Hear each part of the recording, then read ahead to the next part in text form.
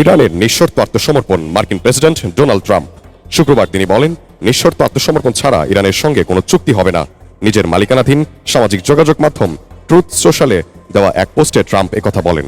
তিনি আরও জানান, ইরানের আত্মসমর্পণের পর নতুন গ্রহণযোগ্য ইরানি নেতাদের নিয়ে যুক্তরাষ্ট্র ও তার মিত্ররা ইরানের সঙ্গে সম্পর্ক স্বাভাবিক করবে।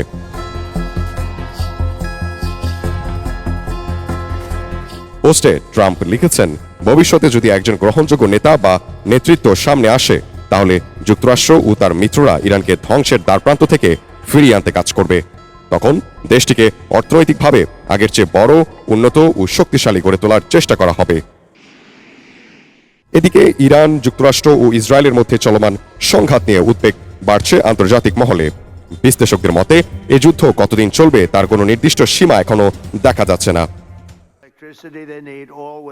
আঞ্চলিক বা বৈশ্বিক শক্তিগুলো এখনো এই তিন দেশের মধ্যে যুদ্ধবিরতি প্রতিষ্ঠায় কার্যকর উদ্যোগ নিয়েছে এমন কোনো নিশ্চিত তথ্য পাওয়া যায়নি। তবে শুক্রবার ইরানের প্রেসিডেন্ট মাসুদ পেজেশকিয়ান জানিয়েছেন, কয়েকটি দেশ মধ্যস্থতার চেষ্টা করছে, যদিও তিনি সংশ্লিষ্ট দেশগুলোর নাম প্রকাশ করেননি। অন্যদিকে ইরানের পররাষ্ট্রমন্ত্রী আব্বাস আরাকচি স্পষ্টভাবে জানিয়েছেন, যুক্তরাষ্ট্রের সঙ্গে কোনো ধরনের আলোচনায় যেতে রাজি নয় তেহরান, এমনকি তারা এখন যুদ্ধবিরতিও চায় না। ডেস্ক রিপোর্টার, জনতার খবর।